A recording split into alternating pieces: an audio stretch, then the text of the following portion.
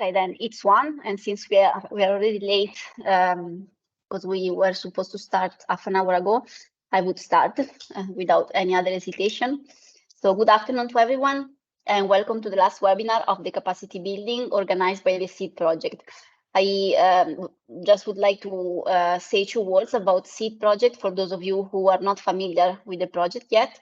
So SEED, that is Social Innovation Ecosystem Development, is one of the 6 projects supported by the European Commission in order to establish national competence centers for social innovation across the European Union.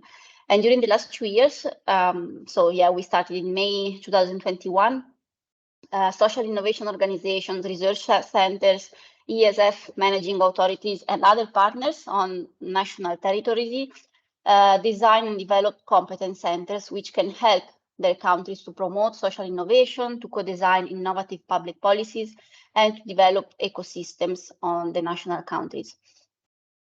Then from September 22 to May, so we are finishing now, we are offering this online program of capacity building with the aim to raise awareness of the social innovation concept and to develop tools and methods to achieve and scale up impact. So today we close this program with a focus on technology and on the digital sphere, and in particular, how social innovation is related to technology and how these 2 spheres and factors impact each other. And today we have 2 experts on the topic. I'm going to introduce them to you. The first one is Francesco Gerli, who is assistant professor at the School of Management of the Politecnico of Milano. Hi, Francesco. Thank you to be here. He will give us an introduction to the topic, and he will focus mainly on the intertwining between social and digital innovation, but also on technologies' intended and unintended consequences, and on the dark side of digital innovation in society, because there are some. Afterwards, we will have Dimitris Panopoulos, who is a labor market data analyst at the Greek Ministry of Labor and Social Affairs. Hello, Dimitris, and thank you to you as well. And Dimitris will present to us strategies and approaches to democratize technology in the social sector and to produce social impact by mixing digital, green, and social factors. So I leave the floor to the 2 of you, and please, Francesco, the floor is yours. Thank you. Yeah, thank you very much. And I'm also speaking on behalf of Professor Calderini at an unintended meeting, but it may connect later, but we are very aligned on these topics because the kind of reflection that, let me see if am I sharing the screen? Do you see anything? Yes, we see them. You see, okay, yeah.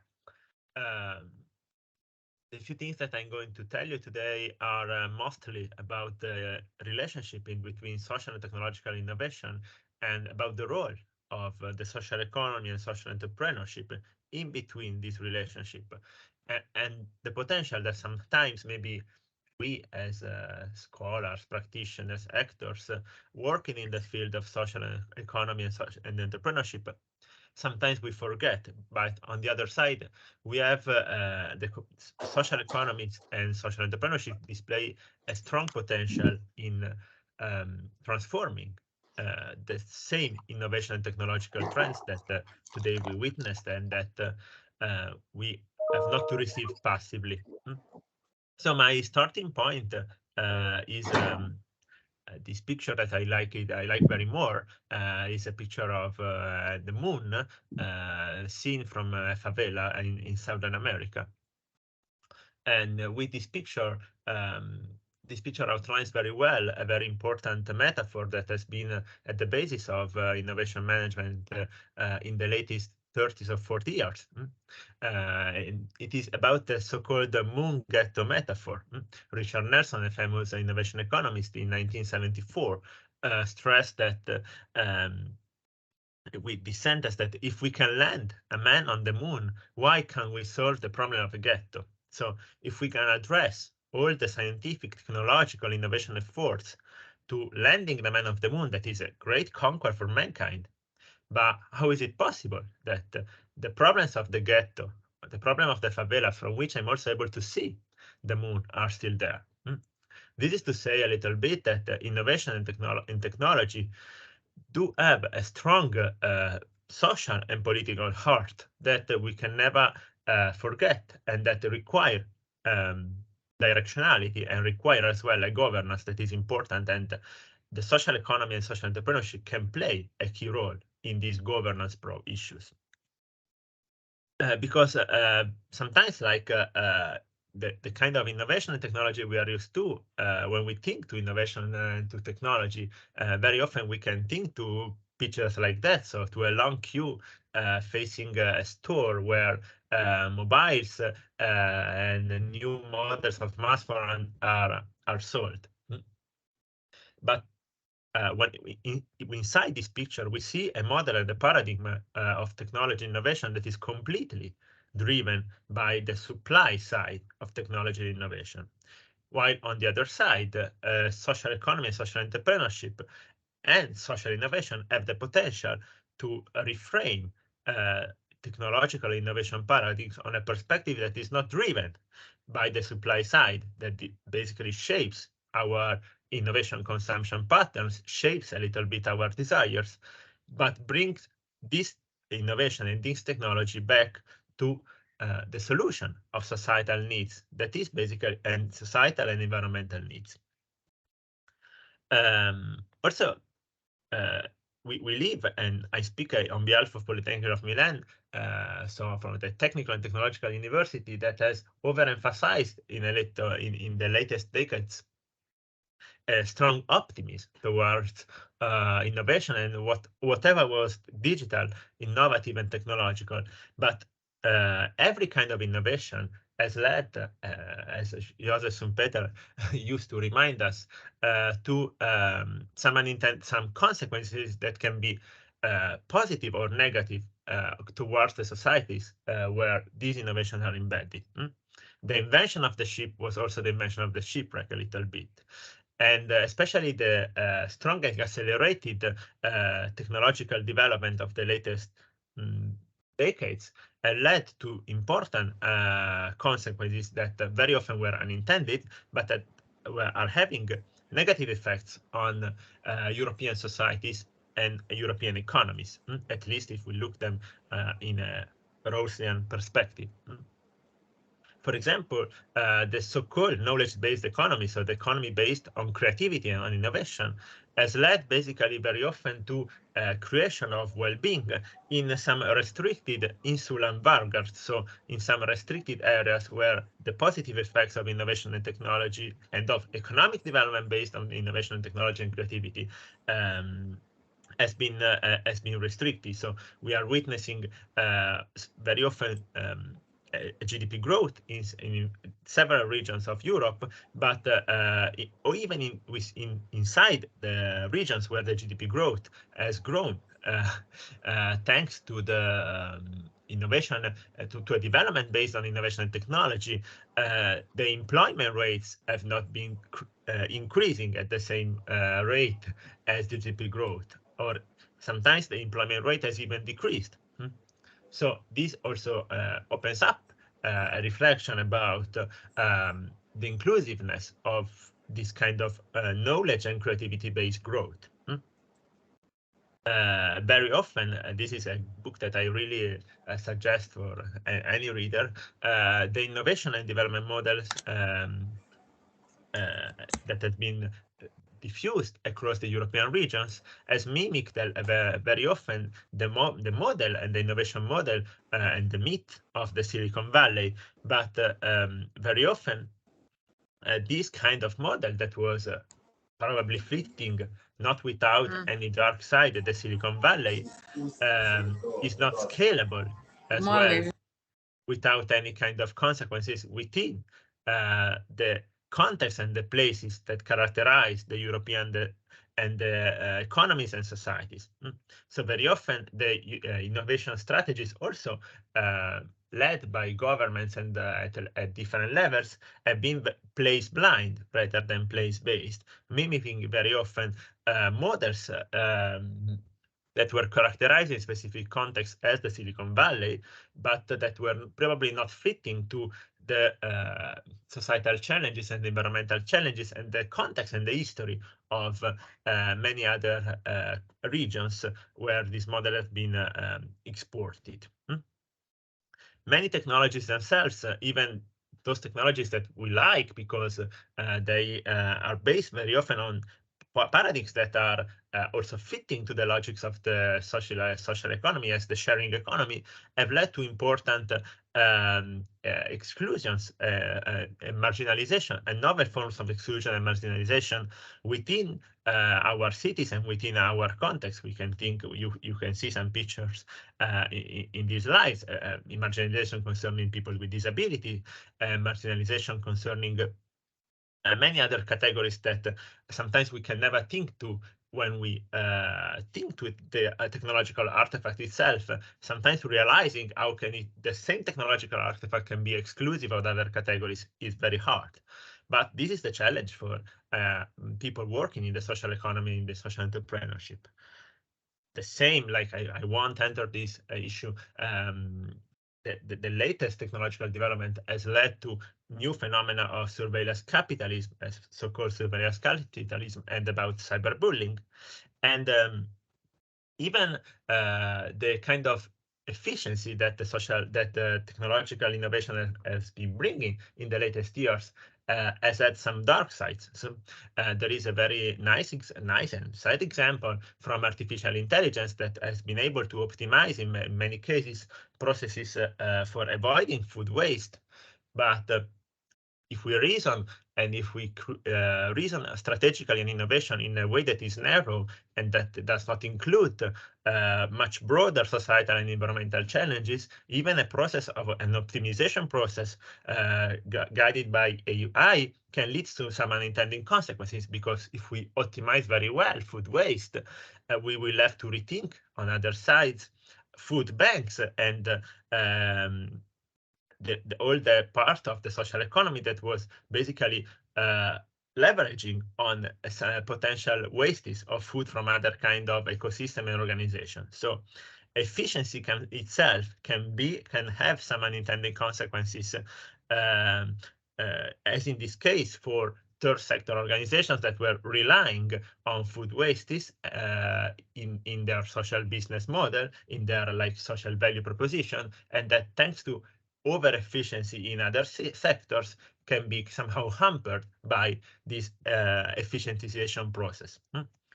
Same issue is related to the scaling of the platform-based economies that have led to forms of gentrification of many different urban areas and contexts or that have basically challenged and damaged local economies related, for example, to food delivery.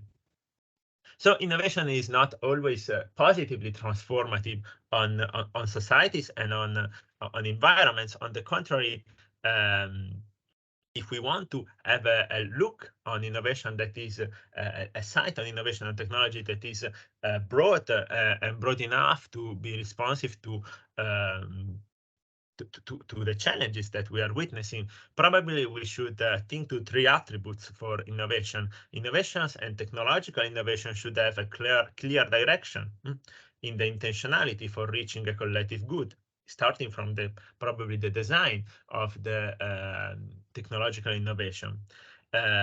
Innovation should be broad and should involve an element of so-called epistemic boundary spanning, namely innovation in the innovation. When we think to innovation, we should be able to think an innovation that is collecting different epistemological aspects on what an innovation is. Innovation is not solely technological and probably is not solely social, but truly transformative innovations are those that intertwine basically different epistemic communities and epistemic approaches on what an innovation is.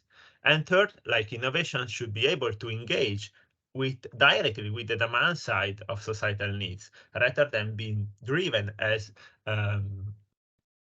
basically contemporary and mainstream innovation and technological paradigm has been driven by the supply side of technologies and of innovation. Plus, innovation should be inclusive, territorially and socially, should be accountable and somehow reflexive of its effects on societies and on the environment, and should also be experimental. This is an innovation policy term in the sense that it should be able to enact and unleash new models of partnerships and of meeting in between different stakeholders and actors that were previously not speaking each other. In this perspective, like what we have tried to do in a longer series of research, mostly academic, we have shown that potentially social enterprises, social cooperatives, and a wide variety of social economy organizations that act in the field of the social economy display organizationally very often the characteristics that may be corresponding to the paradigm of transformative innovation. Because very often social economy organizations and social enterprises have an inherent directionality in their mission towards the solution of solving a societal need in emerging a specific socioeconomic and cultural context. Social enterprises and social economy models are very often called to be societally accountable and reflexive towards the community, not only through the direct engagement with communities, but also through the mostly debated issue of the impact measurement of social economy and social enterprises organizations. And thirdly, and this is probably the most challenging requirement from social enterprises and social economy organizations,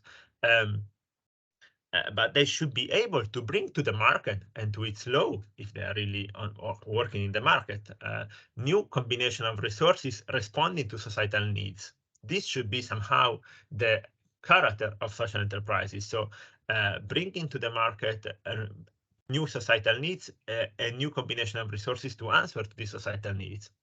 And in this way, being somehow related to innovation in a Schumpeterian approach, namely as a potential to recombine resources to reach additional markets and to answer to a societal need.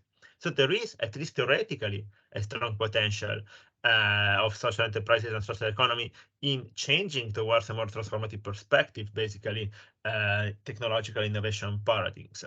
And probably that's the very first element we should be aware, and us as social economy and social innovation practitioners should be aware of. And here we created a little bit also kind of grid about how to somehow measure or self-reflect on the transformative innovation potential of a social economy organization. Switching from a participatory governance, so a capacity of being inclusive inside the organization, to the explicit orientation in its innovative activity towards the demand side, so towards societal needs, to having a social need as a purpose of innovation activity, to having digital and technological skills, but having a monitoring capacity of the social value that is generated in the social economy organization itself, and the capacity for mobilizing partnership and inter-organizational learning capacity within the context where social economy organizations act, plus a capacity for an inclusiveness related to territories and marginalized groups. This should be a little bit a guiding grid that I'm very summarizing a lot, but I'm happy to forward you these slides about how to self-reflect a little bit on social economy and social entrepreneurship capacity for transformative innovation. And what about technology? Technology for sure can do a lot of things in the field of social economy, can provide new solutions, can enable some scaling of some solutions in contexts where it is doable, can also sometimes enable to improve the economic sustainability of some social economy organizations, having the way for a greater balance sometimes between social and business logics, because, for example, it can contribute to multiply some team margins or enable more efficient operations. But technology can be itself an element for co-creation, for engagement processes, and can be, at the end, an element for attracting more investments that probably previously social economy organization wouldn't been able to attract. But even and this is something about, generally speaking, about technology. But before concluding, I would like to focus a little bit on the process of the choice and the adoption of technology as an element of social innovation, as a potential element of social innovation within the field of social entrepreneurship. Because technology can be transformative itself, and the act of adopting the technology can be transformative when targeting local challenges and involving additional users.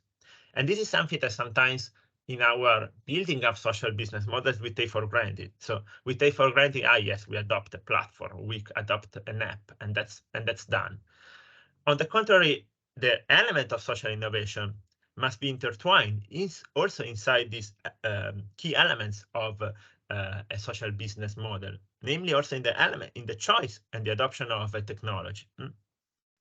For example, there is a very nice study that is a real study about the development of some appropriate tools for small farmers in highland agriculture in the inner areas of Piedmont region. That I really like to quote, because it shows a little bit how the choice of a technology and the development of a technology that is appropriate for some additional users that were previously unserved by mainstream technological trends can become an element at the process of social innovation itself.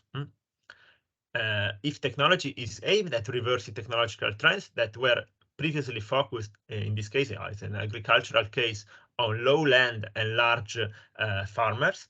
On the contrary, choosing to adopt a technology and to develop a technology suitable to serve high-land agricultures working in marginalized areas and developing with them the technological solution fitting to their specific context and fitting to their specific needs can be an element itself of social innovation, showing the paradigms of social innovation involving co-production, co-design of a solution that is at the end a technological artifact, but can be done with the paradigms of social innovation, with the result of leading to basically to a technological artifact and a technological element that is appropriate for a community.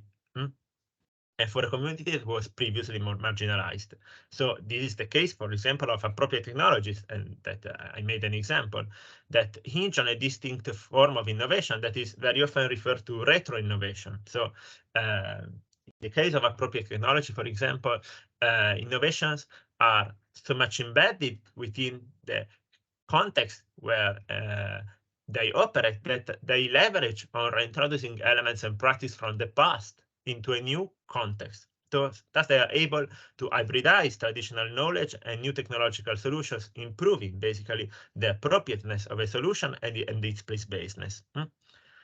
And they can lead to kind of machineries of artifacts that are robust and that are very often low cost, that are simple, and that basically can be managed and owned by local communities. So technology can be not only the kind of queue that we have in the face of an Apple store waiting for the last model of an iPhone, of a product that is decided somewhere else from our community and from our context, but it is possible to revert in our action of social economy actor and social entrepreneur technological trends, leveraging on technologies that are appropriate, that are need and challenge oriented, that are place-based, that are people-centered, and that are environmentally sustainable if we are able to mix the processes of social innovation into the phases of technology development and technology adoption. And social entrepreneurship and social enterprises have the potential to do and play such a role in changing and making more plural technological innovation trends. And the kind of story that I was telling you about how to develop a technological artifact that is appropriate for a context that leverages on the previous culture and the societal needs that are embedded in a culture, and that are basically and that is basically co-produced and at the end owned and managed a little bit by the community where it is embedded. This is what a social enterprise in France that I like very much, that is called Atelier Paysan, is making day by day in a social entrepreneurial perspective. So it is offering courses, tools, instruments, materials to empower the capacity of communities themselves to co-create and to create technologies and artifacts that are fitting basically to their societal needs and to their context. This is probably a very radical story, but it tells something about to all of us basically as academics and practitioners working in the field of social economy and thinking to social and technological innovation to be more intertwined than sometimes we may think too. So that was my introduction. Thank you, Francesco. A very rich introduction, I would say. You already brought us really into the topic, reasoning on many different aspects to take account when we want to innovate or when we think about to co-create or co-produce social innovations with the communities in our countries. So thank you. And before leaving the floor to Dimitris, Francesco, don't leave us because maybe there will be some questions at the end. I would like to invite everyone, all the participants, to ask your questions or write your comments using the chat, and we will read them at the end after Dimitris' intervention. So now I leave the floor to Dimitris, please. Good afternoon from me also. Thank you, Francesco, for the, the presentation. It was many points of your presentation respond to my thoughts also and to my questions and generally the discussion that we have in Greece. So let me share also my presentation. Here it is. Right, and let me go full straight. So in a way, as in every, first of all, can you see my presentation? Is it visible? Yes, we see. Yeah, it's visible. It's still not in full mode, in full presentation mode, but I think it's readable also in this way. Up to you, what you prefer. I'm already on full screen in my PC. That's why I'm asking. Okay. No, we see also the slides on the left. Okay, let me check something. Let me do it one more. Yeah. I don't know what was that one. I was also reading in the bottom side of the page the yellow section that says enable the editing, something like this. Maybe it's for that reason that we were not able to see the full mode. All right.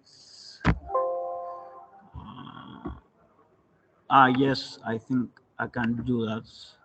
And now I'm going to, I found it. So now? No, still the same. Still the same, yeah, because I have been able to. So I'm going to work on that, and we're discussing. Okay. So as it was very correctly said, innovation, either digital, either social, as in every element and in every domain of the everyday life and modern lives, can be used in a positive way with a positive impact or footprint, or in a negative way. I mean, giving a negative footprint on the society and the communities. Digital innovation together with social innovation, and this is a common element in both of them. In our times, in the times of digital transformation, of digitalization of services, of people, of tasks, have to be done through the cooperation of machines, in a way, for the machines and algorithms and softwares and technology in general, covering the computing or the data, very fast data detecting sectors of data elaboration, and also have to be combined with the people's vision, creativity, and imagination. So there are many entities and surveys and universities and academia, and not only in organizations and laboratories also, that say and give, let's say, space to the thought that digital transformation is not only about technology. And why is that? Because technology, innovation, and transformation to be adapted in societies, it needs something that has to be human-centric, that is elements of the humanity, that, for example, the creativity, the imaginations, the complex thinking, and many more like these traits that people in humanity has, that machines do not have yet. Sentiments, for example, compassion and empathy are some traits that are used basically in innovation when innovating for the social good, that machines and infrastructures cannot obtain yet. This is a very important slide, and the reason why is that it gives us a little emotion, a stance of how the technology changes and how people and organizations and communities adapt to these changes. For many years, we had a granular, let's say, enhancement of technology, and then we went to an exponential boom of technologies with a very fast pace of updating and delivering all the technology aspects. And going to the second diagram on the right, we see the Martek's law still in force. Martek's law.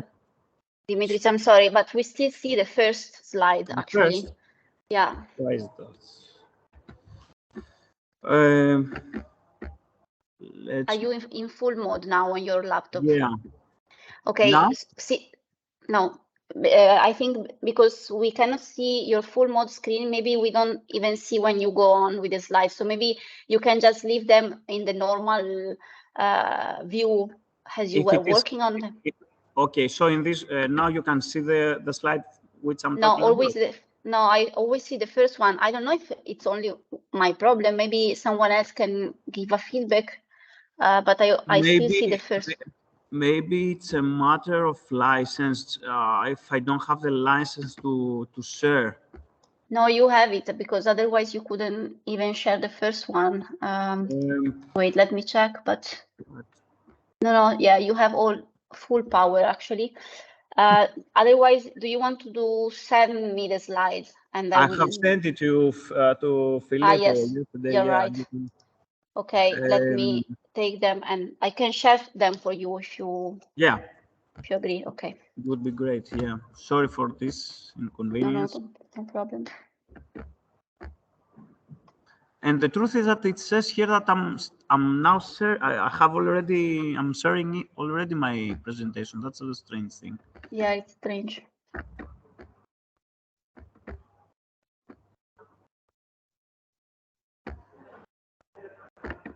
Okay.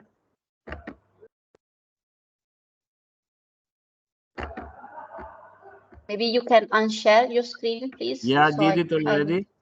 Okay. I still see yours, but.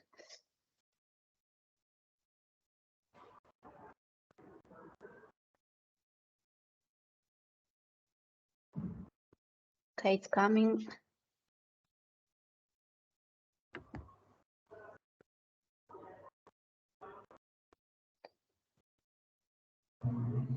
So what I was saying is that there are some surveys basically, and connecting this human aspect elements of innovation together with reaching out and being part of societies and communities. And there we have a law, a very famous law. It's the Martek's one, who says that the pace of technology development, it's the fourth slide to get you. Yeah, that's the one.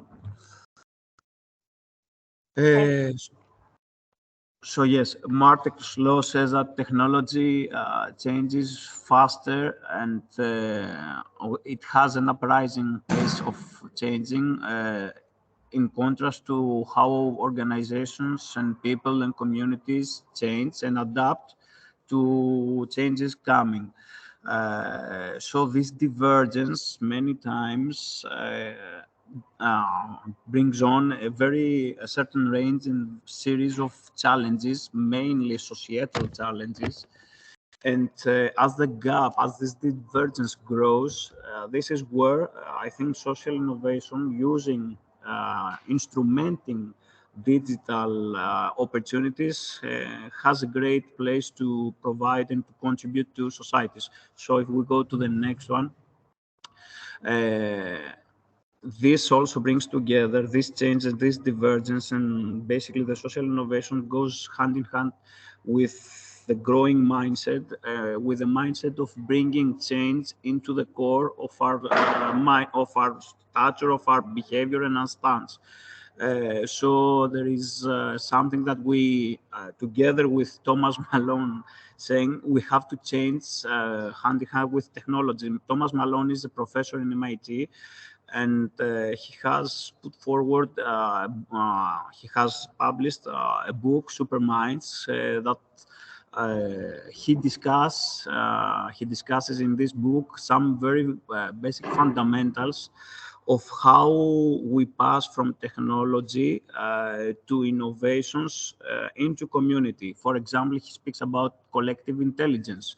That is not only an intelligence of a people or a machine, but the intelligence of a community, a municipality, a union, a chamber, an atypical community of people. And this collective intelligence is the sum of experience, of collective skills, of collective stances of communities. And this goes together with the certain and various phrases beneath, like the new consensus of lifelong learning, of experiential learning, of transversal skills, etc., etc. And if we go to the next one, to the next slide, what it's being brought forward as a motto or as a very fundamental value is the growth mindset. I mean, the mindset that takes us into experimentation zone, out of the safety boxes, where experimentation and innovation go together, and basically they engage with communities. It's the colorful side of the mind, if we put it in a visual graphic, and this thing has to do with a different strategy, that in the understanding that we need many fails to learn more, and failures are not bad, but they're valuable lessons that we have upon developing things and services and provisions for communities. So it's a different, it's a very big step to go from the gray zone to the colorful zone, yes. But this also, you put it correctly in the next slide, needs some leaders, some innovation leaders, some social innovation leaders, basically, to transform technologies for social purposes. Leadership, on the other hand, is not a title given to a certain people. Basically, it's an action, a role model. It's like the ambassadors. It's a dynamic frame of a set of people and entities or teams. We could use also the word teams, local, regional, whatever. Leadership, though, it's a procedure mostly than a title for a person. So the next slide shows us that one fundamental thing to bridge digitalization with democratization of technologies is the digital literacy aspect. One of the most of the major threats with social outcomes, with social hints or social challenges is this one, because many people, as the digitalization grows faster and the digital prerequisites multiply themselves and become more and more. People on the very young frame of their work, or people, the elderly and the people above a certain age do face complicated challenges to adapt to what changes every time or every month or to new services provided by the digital interfaces and applications and things like that. So digital literacy is a horizontal activity that should remain and be always the bridge, the constant support, help, hand for people of all over society categories to be adapted to the needs. So if we go to next one, and upon this, together with this one, we have the green aspect, the circularity, the circular economy discussion that comes into discussion.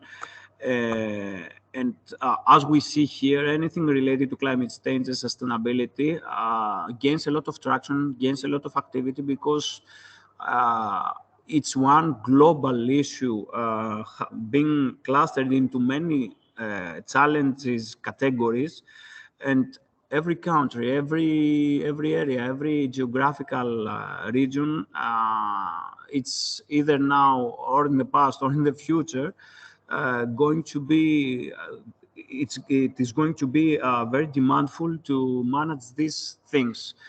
So circularity and sustainability are, let's say, included in the basic policy design of measures for innovating for social communities. And if we go to the next one, and this is from where I'm speaking you today. We have created, it's been created under a great discussion, a very large consultation among countries about the technologies that can democratize the technology applications.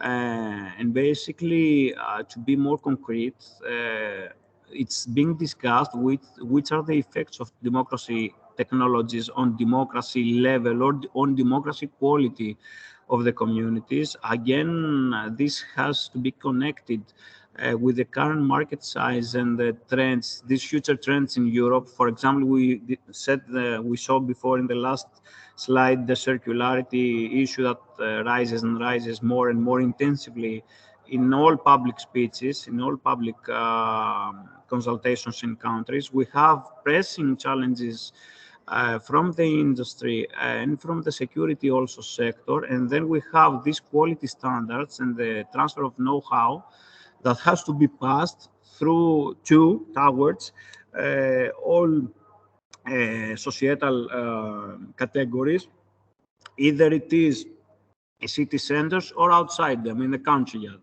So if we go to the next one, and this is something that I would like to emphasize, and this is my main core of the presentation, is how we connect innovation, socialization of innovation, and very modern, very up-to-date provisions, ways, and modularities for the people. So democracy, in our point of view, is what happens. It's the procedure, the dynamic procedure that happens during and between elections. And one of the things that we bring up on this consultation is that people try to search things, try to search opportunities through technology to enhance their participation and to enhance the range and the depth of the contribution that they have in this part. So citizens, which is something very social, I think, and very radical in a way that we're thinking, should ensure that their voice, their thoughts, their actions, their activities should be heard. And technology gives them, in comparison, in contrast to the past, gives them many tools and instruments to do that and to increase the frequency also, and also the offline, the density of online and offline interactions. So if we go to the next one, What we have concluded through a relevant survey is that political parties and all the stakeholders in general, together with citizens, and this is revealed through many surveys, they spend more time and more money to communicate online, together with the physical attraction and being pushed by the global pandemic. People and communities turned to using more and more tools of online communication, online live communications, and through many channels, multi-channel, we would say omni-channel interactions to search and enable new dynamic forms of political engagement and communications. So what is a fact, as it is revealed, is that while digitalization and democracy focus on the challenges, real and serious for the same time, also we have to leverage and we have to overview the way and the pathways that technology is used and the certain outreach of them. So we go to the next one. That means that there are some technologies and there are some applications and some tools that are being used more in comparison to others from these communities, from the unions of people, from citizen teams and things like that. And if we go to the next one,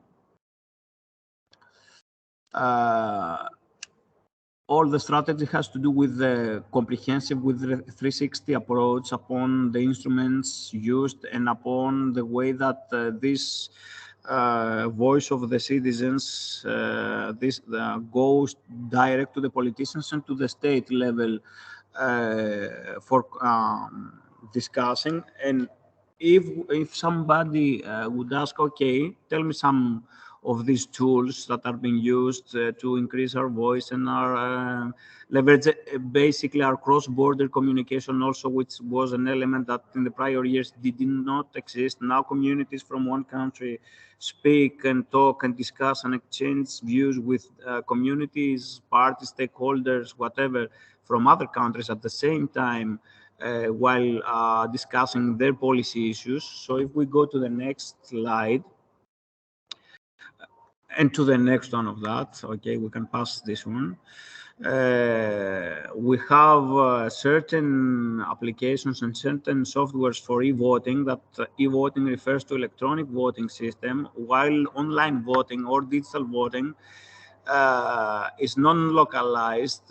Basically, it refers to non-localized voting solutions that use the internet, while the first one, the voting systems, have to do with more localized level procedures. And if we pass this one and go to the next, we can see here some of the instruments that bridge democracy, technology, and society. And these are, for example, chatbots in many aspects, municipalities, for example, especially in my country, half of the municipalities of the country use chatbots for people and citizens to communicate with them directly, and then from within or through the chatbots, people also raise questions or raise demands or refer to an issue or to something that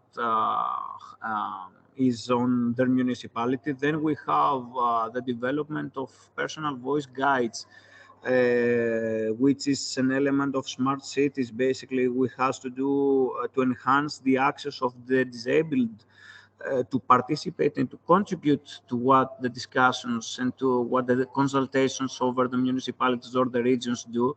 So personal voice guides or listening guides are softwares that help people, the disabled, many types of disabilities in this, to participate equally and to leverage inequality of access, which is very important in these types of consultation. Then we have collaborative platforms used or developed, either private ones, either public ones. For example, apart from the Slack platform that you may know, or the Miro, which is for design thinking, or the Rocket Chat, which is also a collaborative platform used by municipalities, by entities, by NGOs, by third sector entities to promote what they're doing in their activity. We have also state-owned collaborative platforms. For example, in Greece, and this is something that began from municipalities and went up into national level, is that prior to the voting in the parliament for some laws, we have an electronic space, we have a digital space, where each government puts the draft of the law, and then every citizen has an access, and many citizens or unions of citizens or teams of citizens write comments and let's say discuss freely on the provisions of the law. This is organized and runs from 2018, if I'm correct, and this is open and public for everybody to participate. And this is a way of giving direct and straight access to citizens into ultimate, let's say, into utmost policy making through commenting into the law. Then after this procedure finishes, it goes to the expert committee of the parliament to do the last, let's say, legislational developments. Then we have applications that go for the mobile phones or the cell phones. We have also the metaverse, which in many ways it's used, and the personal voice guide. And if we go to the next one, we had here some surveys showing how very advanced technologies are used in ways that can help societies to progress, and the characteristics of each connected or related to the metaverse. So we see the different, a different set of, let's say here, on the horizontal axis, technologies and the way and the level of persistence or immersiveness or infinitiveness that they have. This is used in many NGOs, or in this slide in particular is used by many NGOs or by very big think tanks in Greece, like Dianeosis, which is one, that are used when analyzing how technologies complement policy-making procedures regarding the level of participation of the communities. If, for example, there was, to give you an example, there was 2 years ago, a very certain policy proposal having to do with the tokenization of the civil servants, that all civil servants would use tokens as a result of blockchain technology to have all, let's say, the services, all their data and all their levels, all their pathways and the career into a token. So if we go to the next one. These technologies for Greece are very crucial to be connected with the primitive sector, with the agricultural levels, and this slide has these 6 photos showing the chain of that, of how technologies, IoT, blockchain, data analytics, etc., can be used to produce a very basic elements, a very basic things of a country, that is agricultural products and fruits and vegetables. And this also is combined through this technology with the startup, with the entrepreneurial aspect of their lives. So there is a certain tense or trend in Greece to allocate or to give directives upon this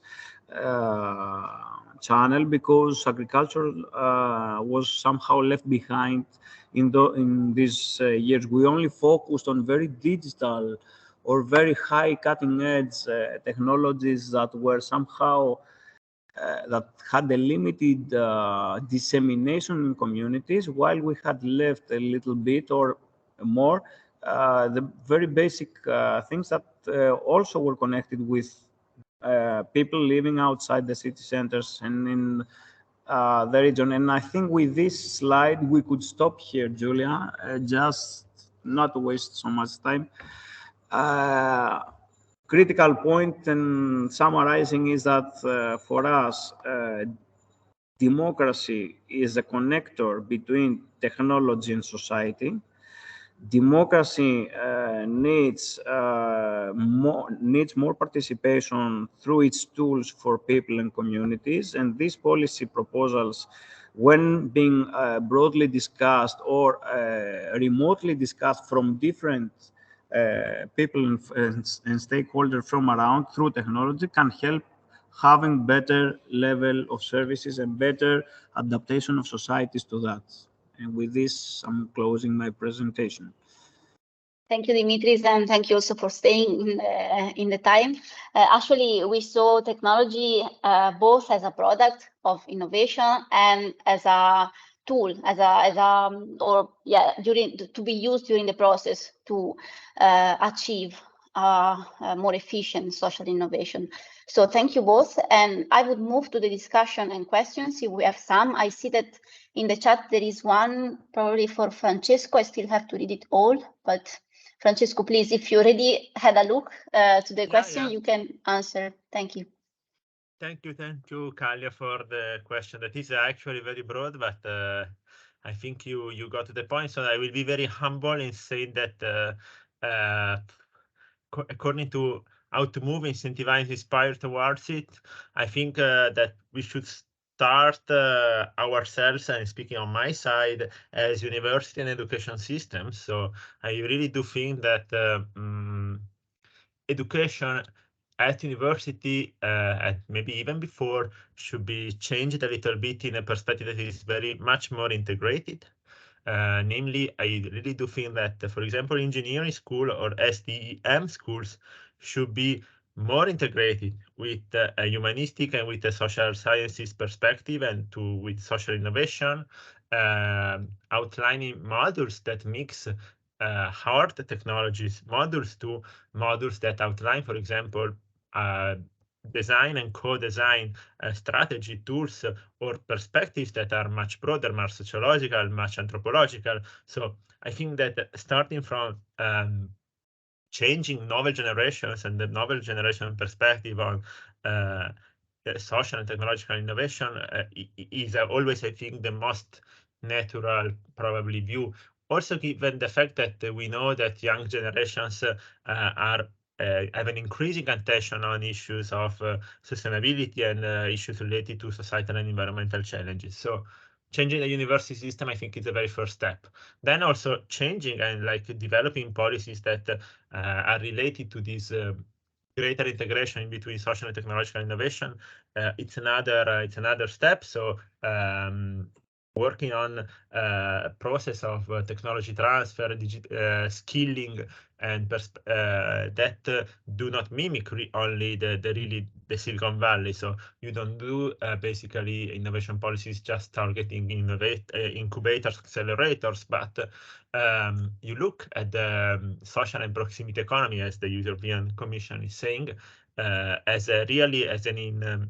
also as an industrial potential ecosystem that is also worth of being included into innovation, science, and technology policies, also through processes of technology transfers, of co-creation, also embedding into ecosystems and clusters. So really integration starting from the high, probably policy level, from the ground of students and of people, or young people and young generation, could be really a kind of first answer. Perfect. Thank you, Francesco. If anyone else want to add some comments or take the chance to ask questions, feel free to do it. I don't know if Dimitris wanted to add something about this point or something else that might came to your mind in a second moment. We cannot hear you. There is also a comment for you, Dimitris, in the chat. for making the point that with technology we could participate broadly the people into understanding what is the problem, and then also for developing the solutions. The thing here, this has something, for me it's very correct what is written from Kallio. The thing is that people, we, up to the recent times, we only think, okay, let's give them ways of accessing and participating in the discussion. But the thing is that through systems of local or regional voting and through these technologies, people could, plus to participating, have also a say about what is going to be established in the regions. So in let's say light politics issues that are not so national level wide, people living in these areas could, through voting tools and applications, could have a say in being more, let's say, concrete and more dispersed, and democracy in this way gets a better level of participation of all. If people vote for, let's say, the light politics for local level issues, not in all, but in some, or in the most urgent of them, or in the most, let's say, strategic ones, together with the stakeholders and the policymakers of this level, for us, that helps democracy. To be honest, this procedure is systemized. It's not, how can I say it, unstructured or by luck. There are certain types of or alternatives. Each case is different of systemizing this vote, and I don't mean limiting votes. I mean systemizing the way that proposals and things are being promoted. So apart from saying, voting when necessary improves democracy level, in our opinion. Yeah, perfect. Thank you, Dimitris. And I'm just sending.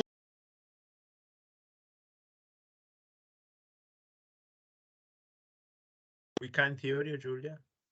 Oh, yeah. Sorry. Yeah, so thank you, Dimitris, again. And I was saying I'm sending in the chat the link to the SEED project. If someone of all the participants is interested in deepening the content of the website and on the last 2 years of project.